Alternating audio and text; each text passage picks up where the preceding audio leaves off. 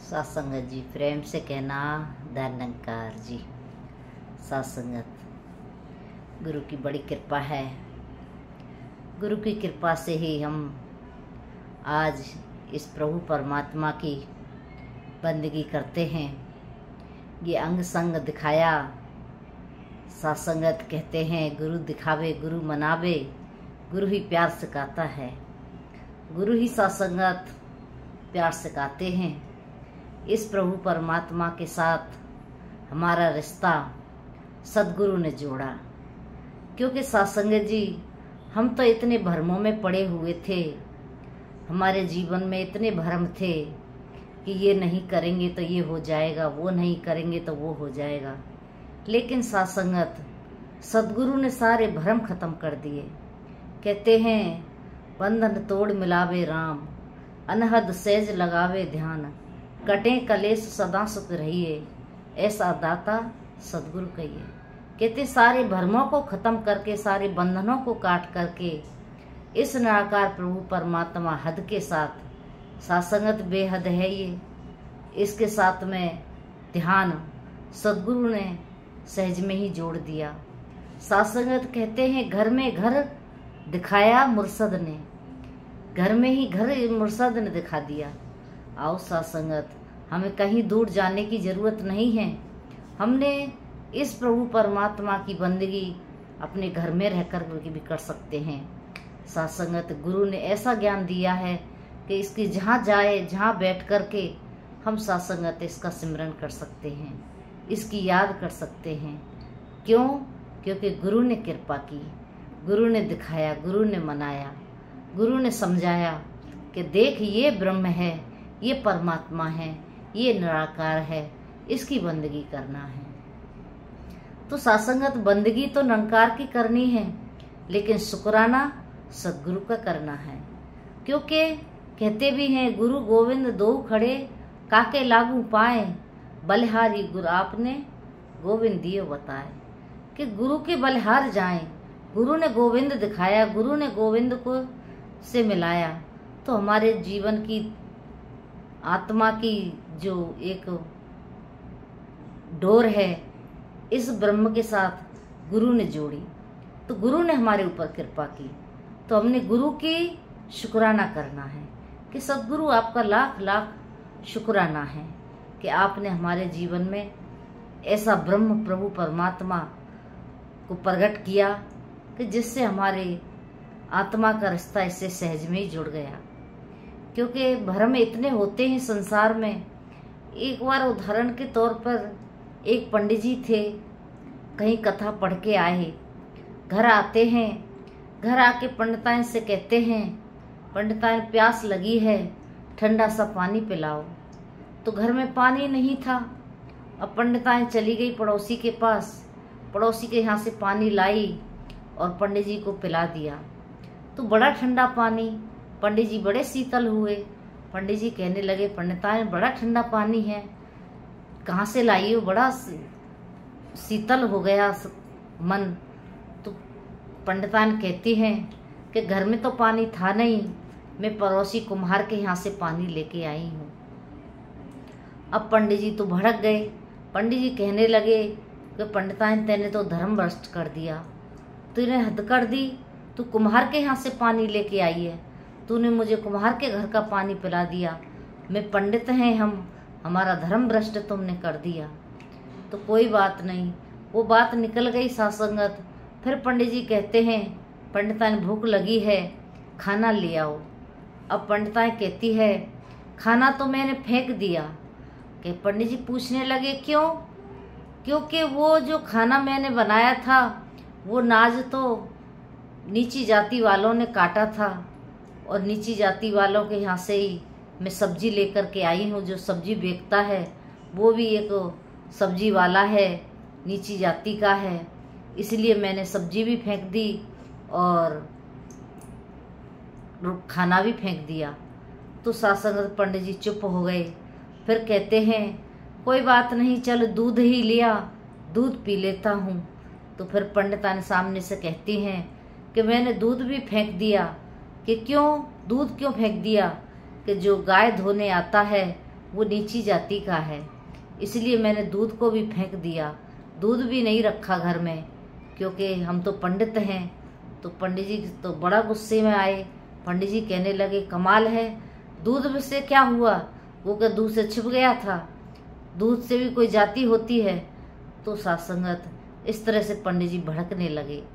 फिर कहते हैं चल फूलों का हार ले आ, मुझे पूजा करनी है। तो पंडितान कहती है मैंने तो फूलों का हार भी फेंक दिया। कहते हैं क्यों फेंक दिया, क्योंकि वो फूलों का हार तो एक माली बेचता है, माली तो नीची जाति का होता है, तो मैंने इसलिए फूलों का हार भी फेंक दिया। पंडित जी और भड़क गए, कहने लगे कुछ घर में बचा है कि कुछ भी नहीं बचा है। फिर कहते हैं चल मुझे पानी ही पिला दे।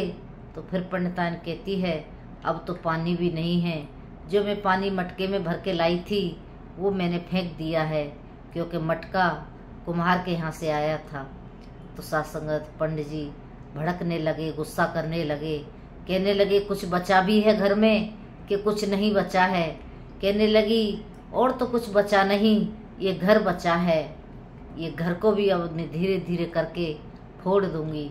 क्यों फोड़ देगी, क्योंकि ये भी तो मिस्त्रियों ने बनाया है, नीची जाति वालों ने बनाया है, इसको भी मैं तोड़ के फोड़ के फेंक दूंगी। तो साथ संगत पंडित जी को धीरे धीरे समझ में आया कि मैं किससे छुआछूत कर रहा हूँ, किससे मैं अपनी जाति ऊंची समझ रहा हूँ, तो हम सबके बीच में रहते हैं। तो साथ संगत पंडित को समझ आ गया कि वाकई में हम चारों तरफ से घिरे हुए हैं। तो फिर इसीलिए साथ संगत गुरु तो जात वात से ऊपर उठाते हैं। कहते हैं एक नूर है सबके अंदर, नर है चाहे नारी है, ब्राह्मण क्षत्रिय वैश्य हरिजन, प्रभु की रचना सारी है। कहते हैं पूरी रचना प्रभु की है, ये रचना परमात्मा ने रची है। सबके अंदर तुझ में राम मुझ में राम, सब में राम समाया, सबसे कर लो प्रीत जगत में कोई नहीं पराया। तो हम किससे नफरत करें, किससे बैर करें, किसके साथ दुश्मनी करें, हमने नहीं करना है, क्योंकि संतों महापुरुषों ये परमात्मा की बनाई हुई दुनिया है। हमको कहते हैं हमको प्रभु ने बनाया है, हमको सबको इंसान बनाया है।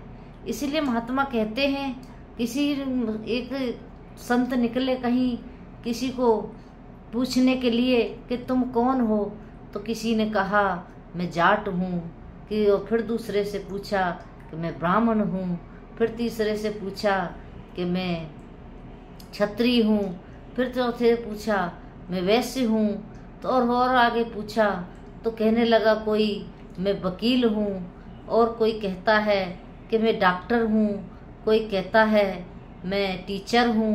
तो इस तरह से दुनिया में अपने नाम अनेकों इंसान ने रख लिए।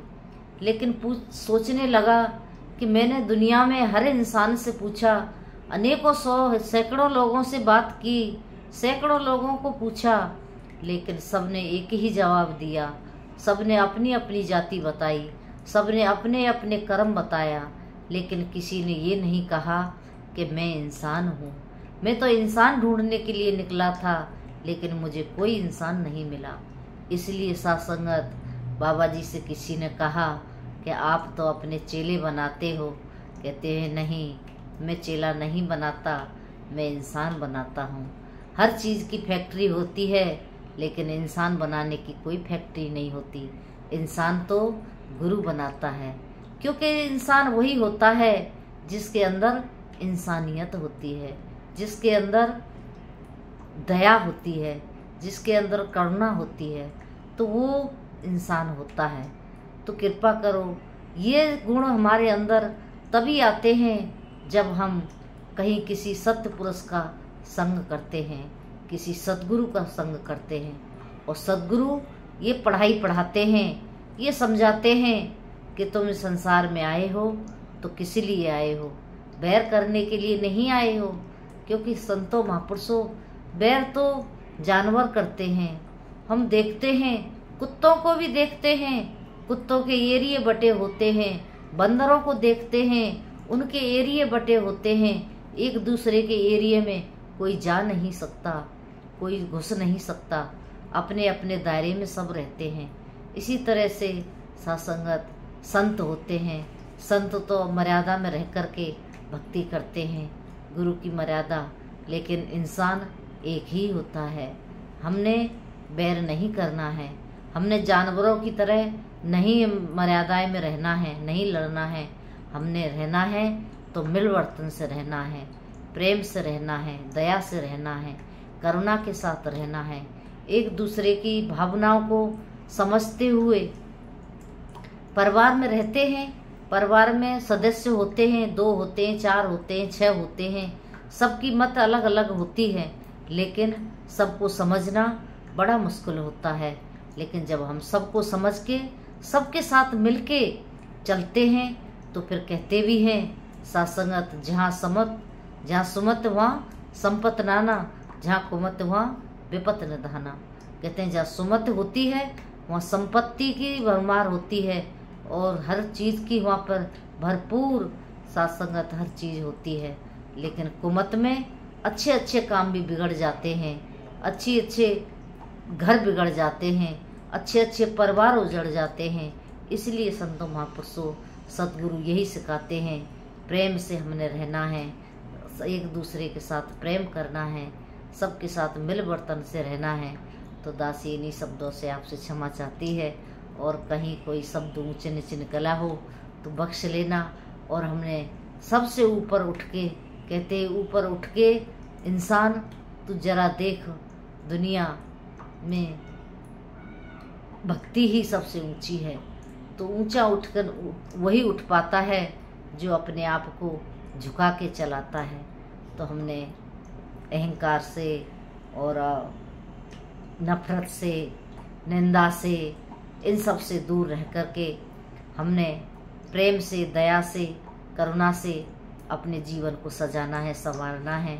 तो कृपा करो संतों महापुरुषों, दासी यही अरदास करती है, दातार कृपा करे, रहमत करे कि हम सेवा सुमरन सत्संग हमेशा करते रहें, सतगुरु के चरणों में जुड़े रहें। और हम कहते हैं पानी भरे पनिहारियाँ, रंग बिरंग घड़े भरिया उसका जानिए, जिसकी तोड़ चढ़े, जिसके सतगुरु के चरणों में तोड़ निभ जाती है उसका ही जीवन धन्य होता है। तो प्रेम से कहना धन्यकार जी।